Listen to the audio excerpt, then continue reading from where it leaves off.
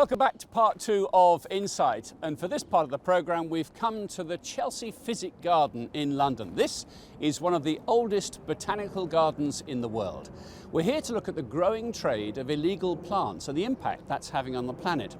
Now, in a moment we'll be discussing this with Dr. Mark Spencer. But first, thousands of beautiful orchids, including some rare species, have gone on display at London's Royal Botanical Gardens in Kew.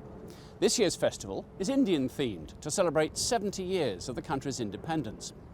But despite orchids being a member of one of the largest plant families in the world and more than 100 new species being discovered every year, many are extremely rare and endangered, mostly due to deforestation, illegal collecting and smuggling. We sent Insight's Chloe Culpan to find out more.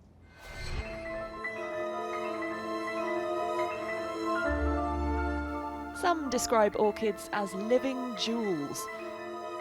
There's no doubt they're a symbol of refinement, luxury, mystery and romanticism.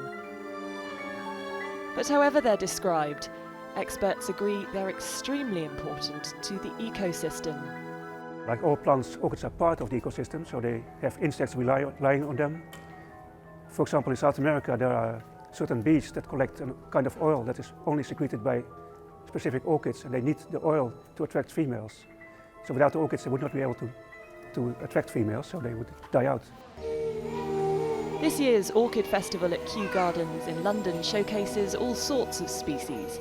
There's an Indian theme throughout which incorporates foods and animals. India is quite an interesting country, and the relationship that the Indian people and their culture have with plants is a little bit special. So we thought that choosing this theme, it will give a chance to Kew to talk about conservation and the importance of plants, but also the importance of the relationship between plants and human beings. Some species of orchid are quite rare and sought after, and have therefore become very valuable. But their rarity in some cases has been man-made, with smugglers going so far as to destroy the natural habitat to prevent others from collecting them. One of the most sought after is the lady slipper orchid. Now you can spot a lady slipper orchid because it has this sac on the front which it uses to trap insects which it needs to be pollinated. Now this is a hybrid lady slipper, but over here are some of the more rare species, of which there are just 150, and that's among a plant family of 25,000. The market for orchids thrives online. While many are legal hybrids, some are being exported and imported illegally. Anyone caught buying a prohibited species could face a jail term. There's a very delicate balance for orchids to grow in a particular place. So that's why orchids are often quite rare naturally already. And then since people have started collecting them, they become even more rare because people want to take them home to grow them. And the last few centuries people have collected too many orchids for the horticultural trade, and many have become very rare or locally extinct because of the trade. In South Korea, illegal plant imports and exports are such a problem, the country has this month launched a scheme to reward people who inform authorities about unlawful trading. People can earn more than $8,000 a year by passing on information. Seoul has also increased penalties for those convicted to as much as 3 years in prison or a $26,000 fine. Some estimates suggest plant smuggling is worth up to $6 billion a year worldwide, with orchids accounting for several million. Many orchids are valued for Chinese medicine, and they are illegally collected in the neighboring countries of China, like Laos, Cambodia, Vietnam, and then they are smuggled across the border to China to be turned into medicine. Illegal collecting and smuggling aside, the other huge threat to orchids is deforestation. I think the local people in the countries of origin have to become aware of the value of not only just orchids but the wildlife in general, the trees and the other plants and the birds and insects. They just don't value it at the moment, at least many people don't. They just think it's just a kind of resource that they can just cut down and it will come back eventually, or it still exists everywhere else. But it's really not true. It's quite often unique in many cases. Just like art, works of art, we can destroy paintings by Rembrandt, they can never be replaced by other paintings. The same with rare orchids. While the orchid business blooms and many of us enjoy the pretty plants, We shouldn't underestimate the great lengths people are going to both conserve orchids and use them, legally and illegally. Chloe Colpin reporting for Insight. Let's learn a little bit more now with Dr. Mark Spencer from the Natural History Museum here in London. Mark, these are extraordinary flowers, so delicate. Why are they so much in demand on the black market? First off, their beauty. 28,000 species, incredibly diverse, colour, scent, exoticness. People absolutely adore them, love them. They're prepared even to pay a lot of money from an illegal source just to have what? The prestige of having this in your greenhouse at home? Absolutely. Thousands of pounds will be traded for an individual rarity, and there have been many cases, rather sadly, of wild orchid species frankly being hunted to extinction by greed. Where's that happened? Tell us about those. Well, all over the world, actually. We've even had it happen in the UK. One of our native species was reduced to one plant, but it's happening in South America, Africa, Southeast Asia. And there's a species in America which is pretty much down to about 30 plants, and it's really critically endangered, and they keep the location secret because they're terrified that people are going to come after it and dig out the last few wild plants. And is the science of this that once it's gone, it's gone? Indeed.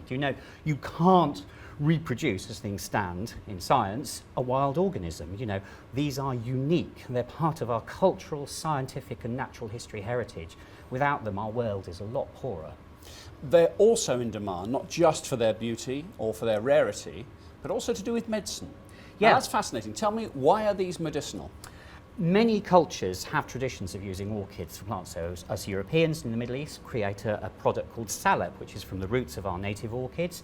In Southeast Asia, relatives of this dendrobium are harvested for various traditional medicines. So there is also massive pressure on these as medicinal and pharmaceutical products.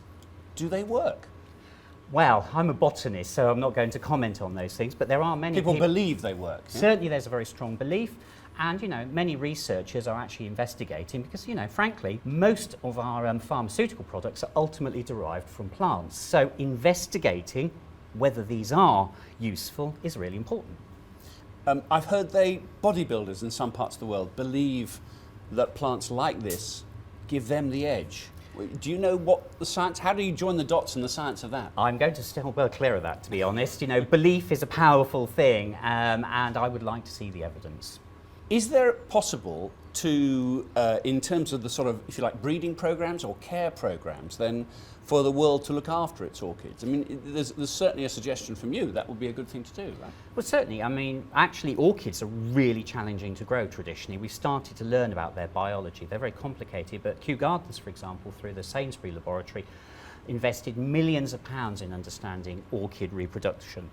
And we've got fairly good at growing quite a lot of them now, but each individual species, you have to learn about it before you can grow it. So they can be really challenging, but there are many programs in the world which are about cultivating these plants either for commercial usage or for putting them back in the wild and boosting wild populations. What makes them quite so challenging then? One of the critical things is they have ridiculously small seed. It's virtually microscopic, and the seed, when it lands on a substrate that it's going to grow on, has to actually come into contact with a fungus, and the fungus helps the seed get energy and grow. It's called a mycorrhizal association, and so fungus and orchid have co-evolved over millions of years. So without the fungus, many of these orchids are also in trouble. They absolutely are interdependent on one and the other. Yes. Science hasn't been able to provide a false or man-made fungus to help growth. I think we're still really in the realms of kind of Jurassic Park with that kind of thing. But we've just cultivating these fungi in their own right, because they're very specially evolved with these plants, is really challenging. So cultivation of the fungus, and then ensuring you can find a way of going, hello fungus, here's an orchid seed, Yes. are you going Meet to the live? Two of you, will you get it on? Is really challenging. But we're getting there with many groups of orchid. And even when you've started that process, then looking after them, I mean, this is a microclimate in this particular greenhouse, that needs to be particularly thought about too, doesn't it? Some orchids are quite roughy-tufty, so quite a few of them you'll see, like Phalaenopsis, you'll find growing on windowsills around the world, incredible, that's a multi-million-pound industry. Others, are super fussy, and if you things you waver a little bit of a degree or a bit of humidity, boom, they're dead. So orchids really do provide some real significant challenges for cultivation. And is this international black market with the live plant, or is it mostly with the plant extracts? Both, actually. So, you know, somebody who's frankly an orchid hoarder and wants to grow a beauty like this will pay a lot of money for somebody to go into the wilds, track down a wild population and frankly rip it out of the ground. Other people are harvesting plants, sometimes quite sustainably, by taking portions off and drying and processing them. So it depends actually on what the needs are. I thought there'd be a real difficulty in getting a live plant, given that it needs very careful cultivating in particular circumstances to survive if you're going to transport it illegally around the world. Indeed. I mean, there's actually been a long tradition in horticulture and botany of developing technologies for transporting plants. So there's a thing called the Wardian case, which was a Victorian invention that was created, and actually there's one outside here in the garden, which was created purposefully for transporting plants around the world. And it creates a microclimate in which the plant can survive until it gets to a new location. But yeah, transport can be very difficult, particularly for these super delicate species. Getting one of those cases around, I mean, you've got to blackmail people, bribe people, whatever it takes? Well, these days we don't tend to use Wardian cases because they're big wooden structures. But you know, even things like, you know, a fizzy drinks bottle, cut the top off, shove an orchid in there, you've got a mini greenhouse. You put the lid back on. So people do that, you know, they hide them in all sorts of things. So people often, when they think they're going to the tropics and having a nice time, people casually steal orchids as if it's perfectly acceptable. And customs in many countries around the world are trained because it's actually illegal without proper certification to move wild orchids around the world. So people often inadvertently take wild plants, stick them into a fizzy bottle or something, get them home, and then come into trouble when they get through customs. Let me ask you a very simple question, which is, there are so many varieties of these, a very relatively few are so valuable. Does it actually matter that we lose one or two? Well, that's always a debate. You know, you could say that about the rhinoceros, couldn't you? You know, every little brick of biodiversity that we lose in our planet is a loss to our environment. And actually, the rare and the unusual actually create diversity, and we know that diverse habitats are more robust and resilient to things like climate change. So we lose potentially pharmaceutical products, we lose beauty, and we lose structure in our environment. Mark Spencer, good to talk to you. Thank you so Pleasure. much indeed. Pleasure. From the Chelsea Physic Garden here in London, that was Insight.